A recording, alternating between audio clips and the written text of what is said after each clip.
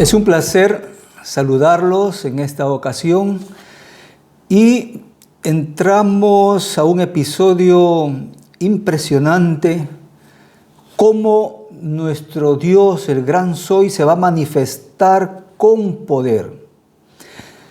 Pero primero queremos ver el lugar donde sucedieron estos hechos, estas plagas, y podemos ver aquí en el mapa, según el libro de Salmo, en el capítulo 78, versículo 43, especifica que las plagas que cayeron en Egipto fue en la ciudad de Zoán, o en la región de Tanis, donde era bañada ricamente por el gran río Nilo.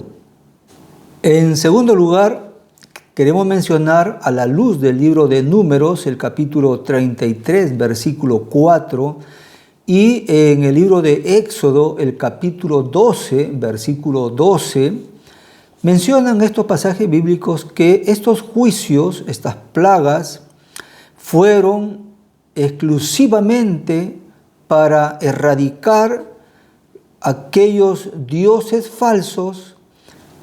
En tercer lugar, en vista de lo que estamos mencionando, el Señor reveló al profeta Isaías, ahí en el capítulo 44 del libro de Isaías, versículos 9 hasta el versículo 18, cuando nosotros leemos ahí, el Señor prácticamente está diciendo de que el adorar a aquellos ídolos o dioses en minúscula era una blasfemia ante los ojos de Dios.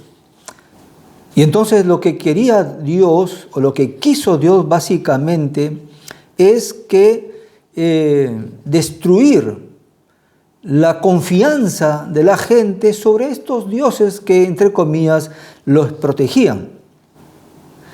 Entramos a la primera manifestación de Dios contra el faraón. Los egipcios tenían una gran diosa, la diosa Uayet. Esta diosa era la diosa de la serpiente, la diosa de las culebras. Era muy venerada porque la consideraban, a la serpiente la consideraban como el alma protectora, la diosa contra el caos y la maldición. Y creían mucho en esta diosa. Estaban frente a frente. Estaba el grupo del séquito del faraón y estaba Moisés con su hermano Aarón, que tenía una vara. Moisés tiró la vara y la vara, dice el versículo que estamos leyendo, ahí en el versículo 10 del capítulo 7 de Éxodo, la vara se convirtió en serpiente. Dice el texto bíblico, se convirtió, es decir, tomó vida, porque el único que puede dar vida es Dios. Y era Dios quien estaba ahí convirtiendo esa vara en un ser, en una vida, en una serpiente. Y el faraón le dijo a los encantadores, a los magos, hechiceros, oigan, ¿ustedes pueden hacer eso? Claro que sí, dijeron ellos, burlonamente, tiraron sus varas.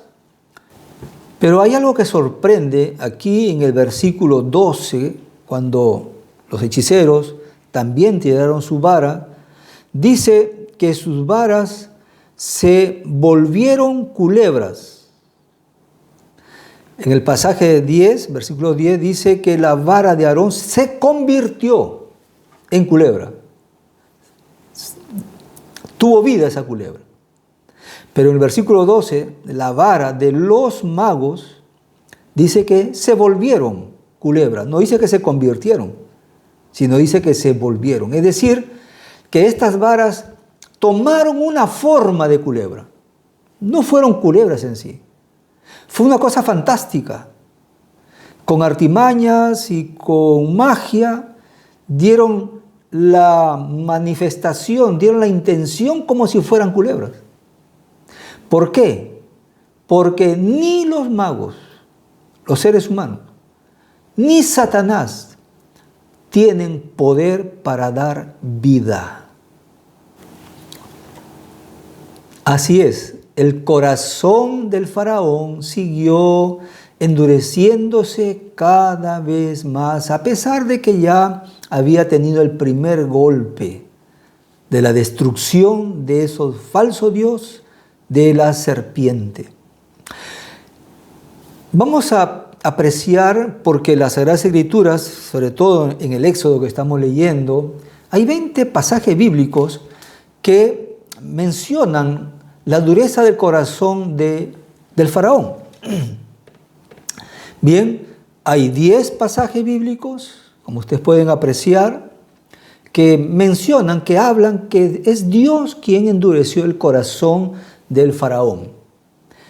Y también hay 10 pasajes bíblicos que mencionan, que dicen que es el mismo faraón que endureció su corazón. Hay un empate, 10 contra 10. Alguien tiene que ganar. O bien Dios endurece el corazón, o bien el mismo ser humano endurece su corazón. Y para desempatar tenemos que ir a la misma Biblia, ¿verdad? Y tenemos algunos pasajes bíblicos. Empezaremos, por ejemplo, con el libro de Éxodo, el capítulo 3, versículo 19, donde dice: yo sé que el rey de Egipto, está hablando acá el yo soy, el Jehová, yo sé que el rey de Egipto no los va a dejar ir si no es por la fuerza. Es decir, de antemano, Dios ya conocía la actitud, la dureza de este faraón. Claro, él era Dios. El faraón es Dios para él, para su gente, para su pueblo. Él era Dios. Y que venga alguien más a decirse que es Dios y mejor que él, era el orgullo mismo, no podía dejarle ver que había verdaderamente alguien más superior que él. Es obvio. En el liderazgo, en la hermandad, a veces sucede algunas cosas parecidas, porque a veces un hermano, un líder, puede llegar a una iglesia y esa iglesia tiene a veces algunos ídolos. Puede ser. ¿Qué ídolos? Ídolos, por ejemplo, de la razón. Nosotros tenemos razón y dejamos a veces los reglamentos de la iglesia o a veces hasta la Biblia para colocar su propio razonamiento. O también otro ídolo que puedan tener algunas iglesias es que todo lo que hacen, lo hacen porque la mayoría así lo dice. O porque ya estamos acostumbrados a hacerlo así y así tenemos que hacerlo. Mucho cuidado. Y cuando alguien va a su iglesia y trata de alguna manera ayudarlos, que esto está mal, pobrecito aquella persona. Recibirá malos miramientos, hipocresías, malas palabras, en fin, de Dios. Noten lo que dice 1 Samuel, el capítulo 6, versículo 6. El faraón mismo endureció su corazón, dice la palabra de Dios. Y tenemos la última cita del libro de Patriarcas y Profetas, en la página 272. Elena de White describe ahí, ella dice que no fue un acto de Dios endurecer el corazón del faraón, sino más bien fue una elección deliberada del propio rey faraón. Entramos ahora a la primera plaga, al primer juicio que Dios hizo caer sobre Egipto. Según los textos bíblicos de Éxodo capítulo 7, versículo 14 al 25, el texto bíblico señala que el faraón iba todas las mañanas al río Nilo. ¿Cuál era la finalidad? De agradecer, de adorar al Dios Hapi, que era el dios del río Nilo. Simbolizaba la prosperidad y la abundancia. Esas aguas del río Nilo que regaba todo el delta, habían árboles, plantas fructíferas, y era considerado como el Dios que cuidaba y que daba la prosperidad al río Nilo. Y entonces Moisés, por orden de Dios, justo le encuentra al faraón bajando al Nilo. Y Moisés le dice: deja ir a mi pueblo. El faraón se entristeció y Moisés tocó con su vara las aguas del río Nilo y todo se convirtió en sangre. Hay muchos comentadores de ciencia, de historia, de cronología, de antropología, que hablan muchas cosas de esta parte del enrojecimiento del río Nilo. La Biblia es específica. El río Nilo se convirtió en sangre. Ya hemos dicho los significados de la palabra convertir. Dios es poderoso, Él puede hacer lo que Él crea conveniente. Ahí fue la primera mortandad y pestilencia que ocurrió en Egipto, porque todos los peces ahí murieron. Lo miró a los magos, llamó a los magos. Todo estaba en sangre, cavaron algunos pozos, sacaron agua y con magia hicieron que esa agua que tenían en su vaso se convirtiera también dando la forma de sangre. No era que se había convertido en sangre conforme Moisés había hecho con el río Nilo. Y es más, si ellos hubiesen tenido poder, tranquilamente ellos hubiesen cambiado el panorama. Es decir, estaba hecho de sangre, pues lo convertimos nuevamente en agua. Pero no fue así. Es que eran hechiceros, engañadores, mentirosos. Pero miren ustedes la ceguedad en que ese pueblo vivía, empezando por su gobernante. Y eso es lo que Dios quería, sacarles la venda de los ojos, que se den cuenta cómo están ellos oscurecidos en el paganismo, en la idolatría, en la iniquidad. Ahora vamos a ver a Jequet. Jequet, ¿quién será Jequet? Vamos a leer Éxodo capítulo 8, versículos 1 al 15.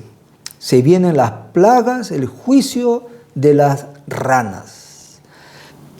Pero para el pueblo egipcio, para el faraón, las ranas eran muy importantes, eran considerados animales muy sagrados. Y el dios rana, o el dios de las ranas, era Jequet, cuerpo humano y la cabeza de rana. Las ranas eran considerados como los que equilibraban la parte ecológica, ambiental. Es por eso que las ranas eran muy consideradas por mantener el ambiente. En la plaga, en el juicio, Dios hizo que las ranas aumentaran de una forma explosiva. Esto hizo que se quebrara el ambiente ecológico de la agricultura, sobre todo, y del cambio atmosférico. Estas ranas también eran consideradas como parte de la fe religiosa de los egipcios. Y fue un duro golpe también para el sistema religioso sacerdotal que en ese tiempo había en Egipto. Y vamos a ver en el libro de Éxodo, el capítulo 8, versículos 16 al 19, la tercera plaga, el tercer juicio de Dios. Había otro dios que tenían los egipcios y era el dios Geb. Este dios Geb era el cuidador, el protector de la tierra, del planeta Tierra. Imagínense ustedes. ¿Quién es el creador de los cielos y la tierra?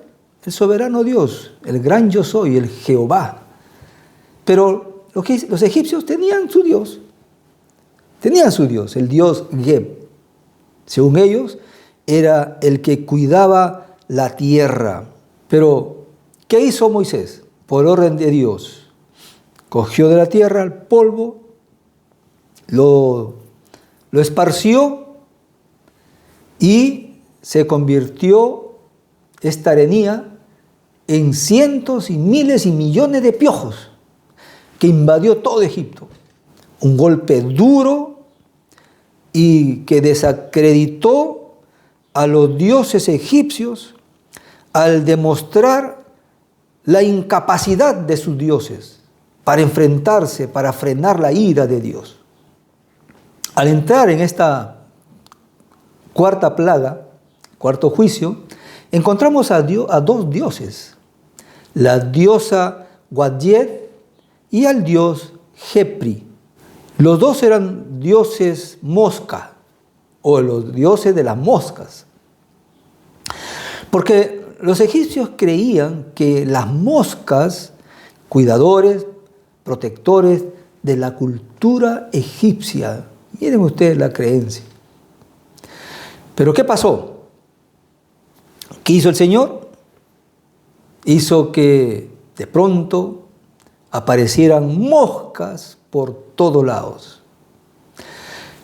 Encontrando el significado de moscas, las moscas es símbolo de corrupción del pecado. Lo que pasa es que Egipto, en la opulencia, en el colorido de sus mujeres, de los hombres, del pueblo, del faraón, del reino, por dentro había una corrupción total. Por dentro se cocinaba esta pudredumbre de pecado y corrupción. ¿Dónde estaban estos dioses? Por el amor de Dios, ¿qué pasó?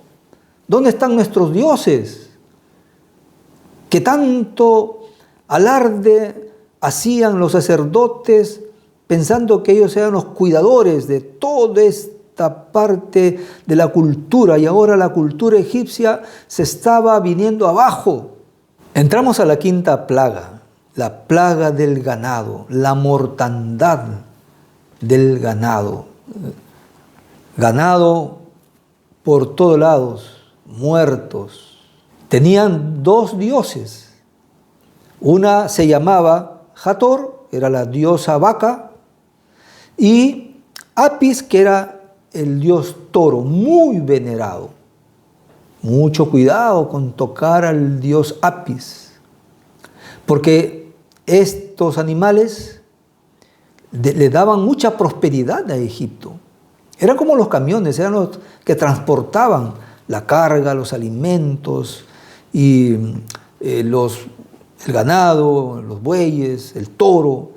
Eran animales muy poderosos, muy fuertes, y tenían mucha confianza en estos animalitos. Así que estos dioses eran los protectores de la agricultura, de la ganadería, de la riqueza nacional de Egipto. Eran considerados muy poderosos, pero con esta plaga el pobre Apis murió. Quedó desbaratado estos dioses en los cuales Egipto confiaba mucho. Rápidamente ingresamos a otra plaga devastadora. El pueblo de Egipto, las mujeres, los hombres, tienen un parecido a lo que hoy en día la gente mucho cuida su cuerpo.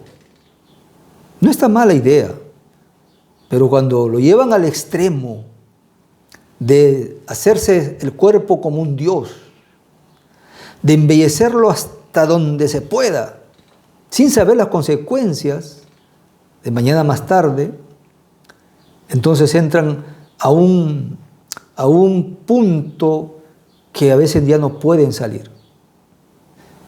Las cenizas, el simbolismo de las cenizas es la vida de ultratumba.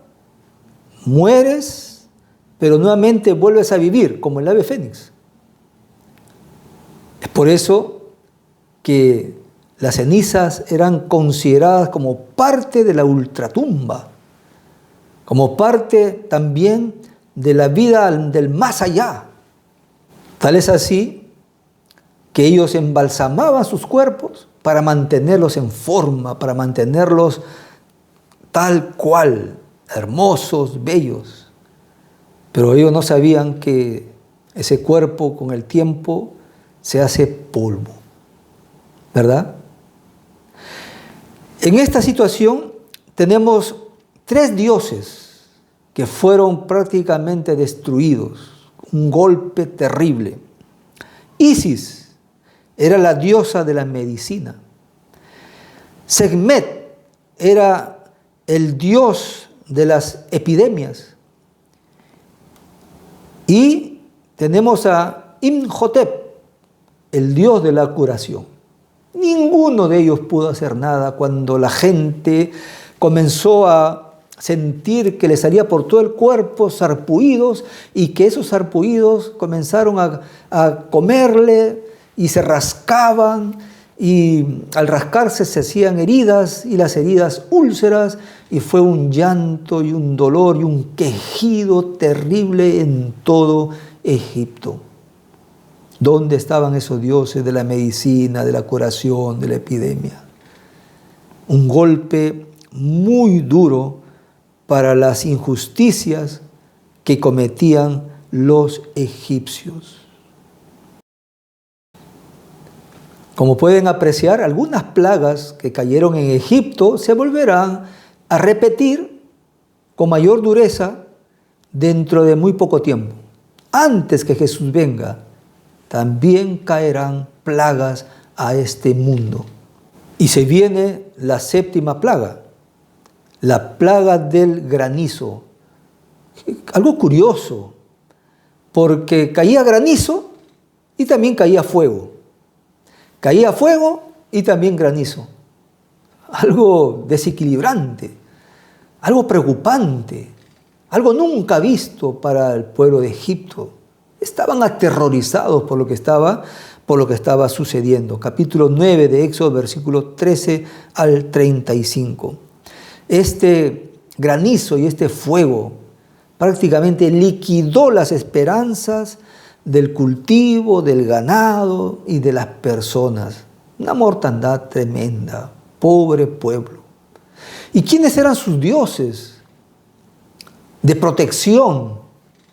Era, por ejemplo, el dios Nut. El dios Nut era el que controlaba el cielo para que no pasara nada sobre Egipto, las lluvias, etc. Tenemos a la diosa Set, el dios de la tormenta, el que cuidaba que no haya mucha tormenta para que el cultivo, la cosecha no se estropee. Hay otro dios, el dios Shu, que era el encargado de la atmósfera. Pero también había otro dios que mantenía la vida juntamente con estos dioses, que era el dios Serapis. Ninguno de estos dioses pudieron hacer algo. Podemos preguntarnos, ¿dónde estaban estos dioses? Yo me imagino que los egipcios, el faraón mismo, sus sacerdotes, ahí con las heridas y la mortandad, yo imagino que pedían a gritos, ¿dónde estás Shu? ¿Dónde estás Nut? ¿Dónde están? Es que eran solamente imaginarios. Lamentablemente, el ser humano no entiende. La plaga de las langostas, el juicio que emitió Dios a través de estos insectos. Éxodo capítulo 10, versículos 1 al 20. Las langostas causaron una gran destrucción, devoraron todo lo que había. Si el granizo estropeó todo, arruinó todo, y lo poco que quedó aunque sea para que los egipcios pudieran sacar algo y poder vivir, comer. Cuando llegaron las langostas, devoraron hasta lo más mínimo, no quedó nada para los egipcios. ¿Te puedes imaginar esa escena desgarradora de la gente por culpa de la obstinación y la terquedad de su gobernante? El mismo faraón, los mismos personas de la clase de élite faraónica también estaban preocupados, pensando en lo mismo. Ya no queda nada. Están nuestros dioses totalmente derrotados. Hay un Dios mayor, más poderoso que nosotros. Nuestros magos, nuestros hechiceros ya tiraron la toalla. Y ellos mismos están reconociendo de que hay un Dios más poderoso. Por siglos y por generaciones habían creído, esa era su religión, esos eran sus dioses. Hoy, allí en las plagas, esas ideas, esas construcciones imaginarias de ídolos estaban siendo derrotados, eliminados. La plaga o el juicio de las tinieblas. De un momento a otro, todo Egipto quedó en una oscuridad total. Según el registro del capítulo 10, versículo 21 al 28, no podían dar ni siquiera un paso porque todo era oscuro, de lo más oscuro que podamos pensar. Pero hay algo que nos sorprende. Mientras Egipto, mientras esas ciudades de Zoán y de Tanis y lo que estaban a sus alrededores iban sufriendo las plagas, el pueblo de Israel, el pueblo de Dios, no le pasaba nada. Oscuridad total, pero el pueblo de Israel, sus casas tenían luz. La protección de Dios para su pueblo, así será también al final. Dios protegerá a sus hijos fieles y leales. Los dioses de la oscuridad, los dioses del cielo, la diosa Nut, la que cuidaba y protegía el cielo, estaba hecha añicos. El dios Shu, el encargado de la atmósfera, estaba perdido. Pero había un dios, el dios Ra, el dios del sol. ¿Dónde está ese dios Ra, que era entre todos los dioses el más grandioso? Era el dios sol. Tampoco pudo hacer nada porque todo oscureció. ¿Se dan cuenta cómo el Señor fue golpeando uno por uno a los dioses creados por los egipcios? Lo mismo quiere hacer el Señor con nosotros. Y no esperes que el Señor golpee a tu puerta, golpee tu corazón, para que entiendas de que Dios es el único Dios que debe ser adorado y venerado. Solo tenemos que depender única y exclusivamente de Dios. Cuando entendamos y hagamos eso, entonces tu vida va a tener sentido, va a tener otro rumbo, tu cosmovisión va a ser diferente y te ayudará a mantenerte abrazado con el Señor, con el gran yo soy, hasta el día cuando Él venga, porque así lo prometió. Vendrá a llevar a su pueblo, a sus hijos, a vivir para siempre por la eternidad.